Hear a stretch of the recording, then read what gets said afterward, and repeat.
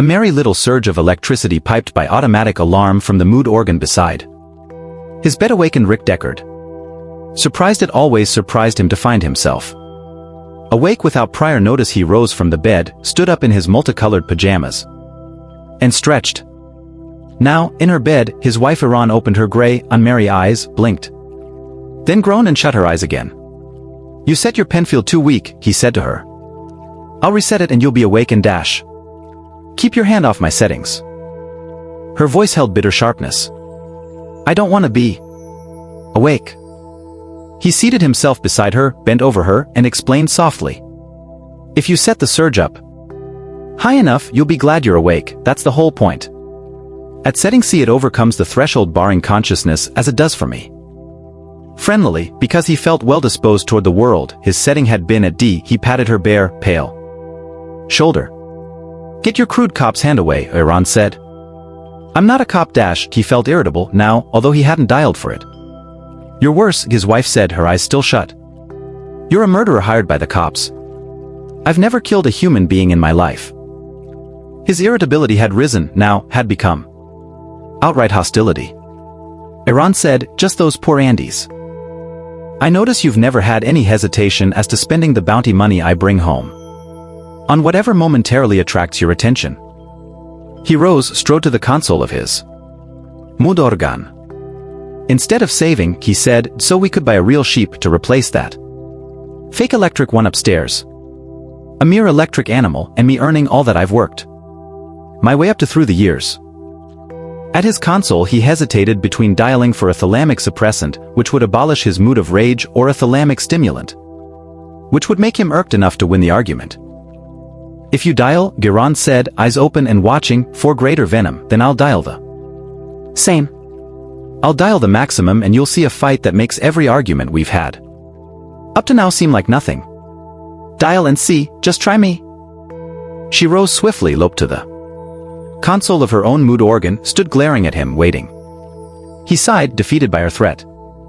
"I'll dial what's on my schedule for today." Examining the schedule for January 3, 1992, he saw that a businesslike professional attitude was called for. "If I dial by schedule," he said warily, "will you agree to also?" He waited, canny enough not to commit himself until his wife had agreed to follow suit. "My schedule for today lists a 6-hour self-accusatory depression," Iran said. "What? Why did you schedule that?" "It defeated the whole purpose of the mood organ." "I didn't even know you could set it for that," he said gloomily. "I was sitting here one afternoon," Iran said, "and naturally I had turned on Buster Friendly and his friendly friends, and he was talking about a big news item he's about to break, and then that awful commercial came on, the one I hate, you know, for Mountebank lead codpieces. And so for a minute I shut off the sound. And I heard the this building, I heard the dash," she gestured. "Empty apartments," Rick said. Sometimes he heard them at night when he was supposed to be asleep.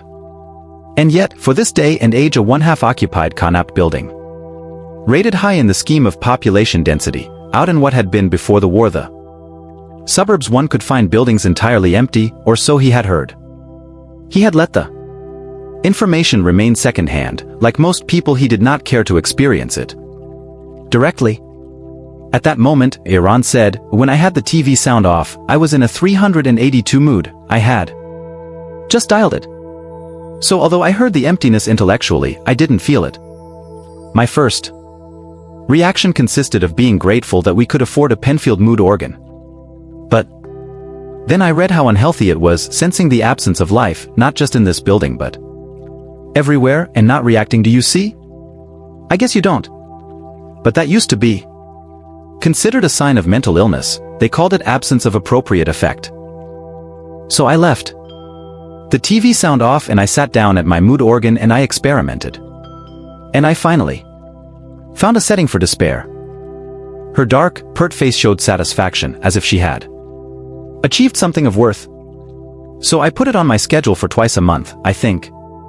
That's a reasonable amount of time to feel hopeless about everything, about staying here on Earth after everybody who's small has emigrated, don't you think? But a mood like that, Rick said, you're apt to stay in it, not dial your way out. Despair. Like that, about total reality, is self-perpetuating. I program an automatic resetting for 3 hours later, his wife said sleekly. A481. Awareness of the manifold possibilities open to me in the future, new hope that dash. I know 481, he interrupted. He had dialed out the combination many times, he relied on it greatly. Listen, he said, seating himself on his bed and taking hold of her hands to draw her down beside him. Even with an automatic cutoff, it's dangerous to undergo a depression any kind. Forget what you've scheduled and I'll forget what I've scheduled. We'll dial a 104 together and both experience it, and then you stay in it while I reset mine. For my usual businesslike attitude. That way I'll want to hop up to the roof and check out the sheep and then head for the office. Meanwhile I'll know you're not sitting here brooding with no TV. He released her slim, long fingers, passed through the spacious apartment to the living room, which smelled faintly of last night's cigarettes. There he bent to turn on the TV. From the bedroom Iran's voice came. I can't stand TV before breakfast. Dial 888, Rick said as the set warmed. The desire to watch TV, no matter what's on it. I don't feel like dialing anything at all now, Iran said. Then dial 3, he said. I can't dial a setting that stimulates my cerebral cortex into wanting to dial. If I don't want to dial, I don't want to dial that most of all, because then I will want to dial, and wanting to dial is right now the most alien drive I can imagine. I just want to sit here on the bed and stare at the floor. Her voice had become sharp with overtones of bleakness.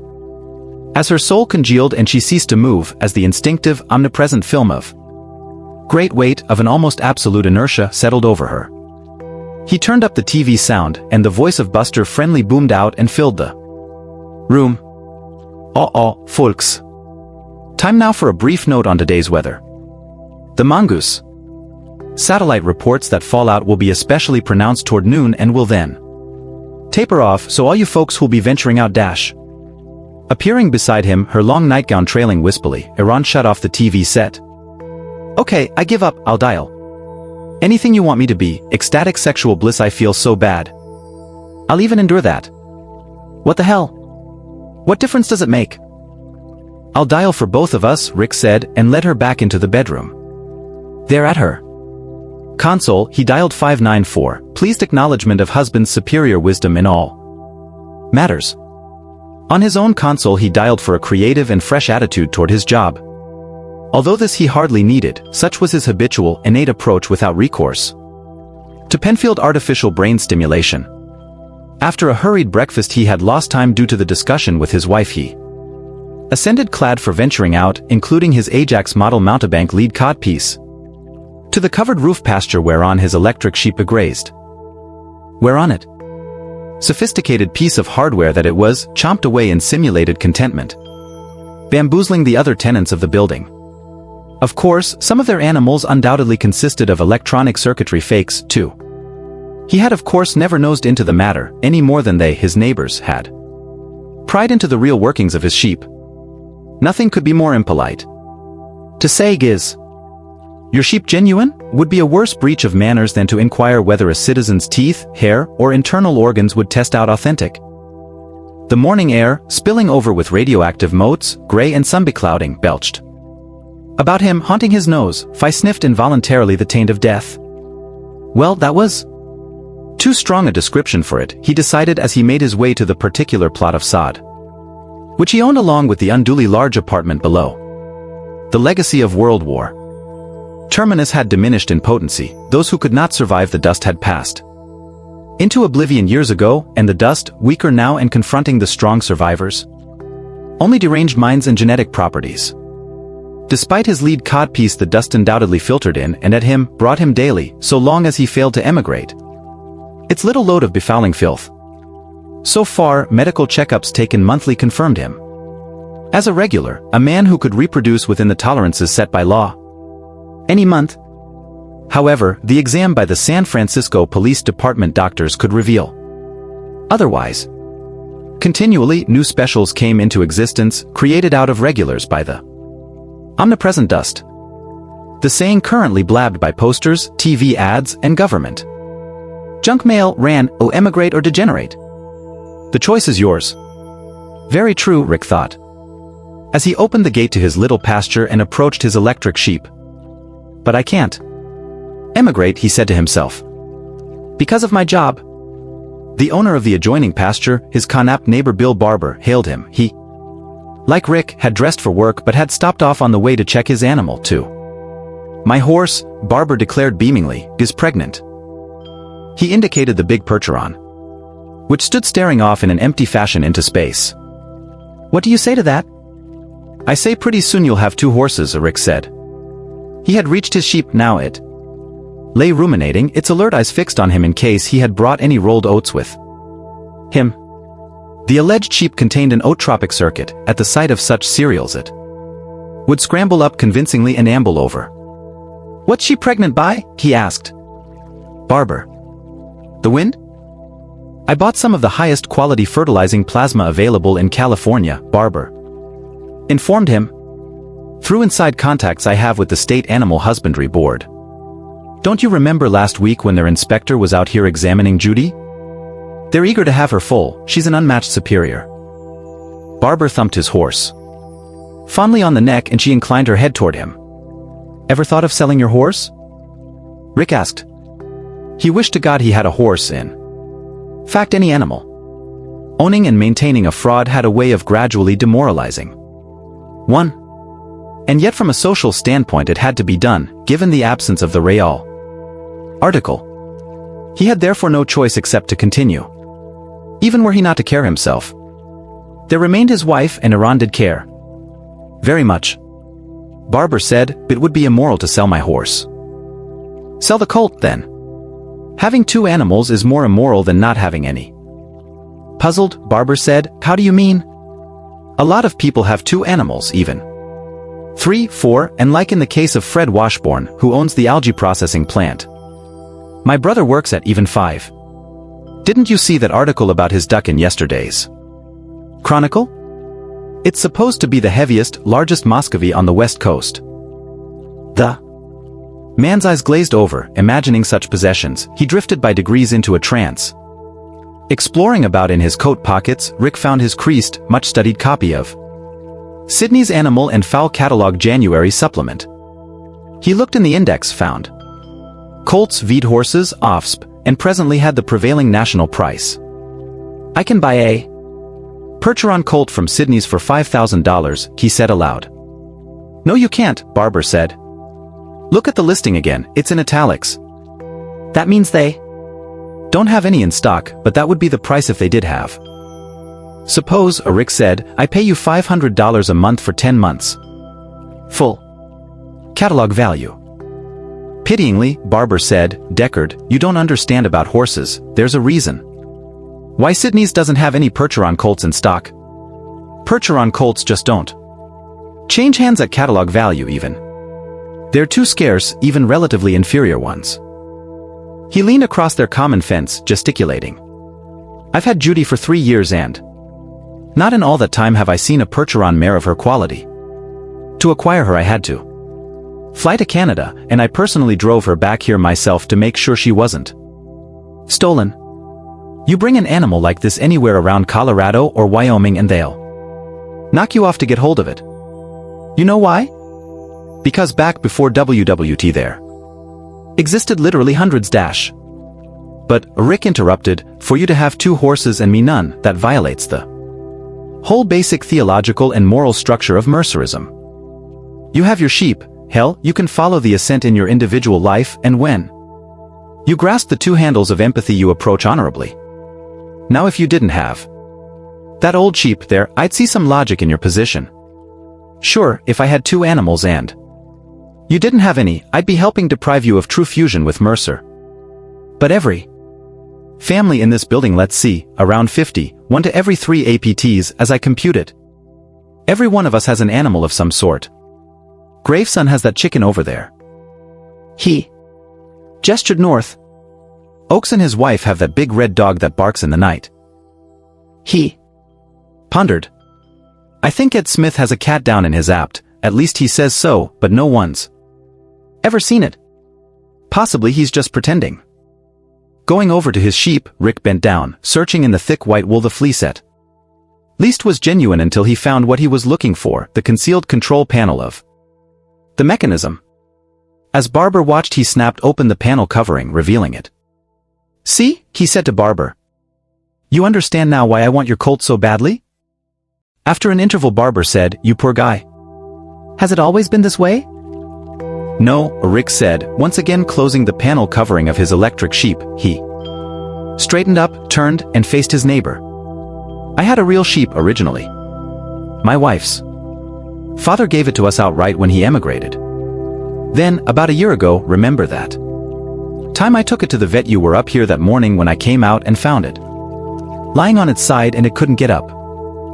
You got it to its feet," Barber said, remembering and nodding. "Yeah, you managed to lift it up, but then after a minute or two of walking around it fell over again." Rick said, "Sheep get strange diseases. Or put another way, sheep get a lot of diseases, but the symptoms are always the same. The sheep can't get up and there's no way to tell how serious it is, whether it's a sprained leg or the animal's dying of tetanus. That's what mine died of, tetanus." "Up here?" Barber said. "On the roof?" "The hay," Rick explained.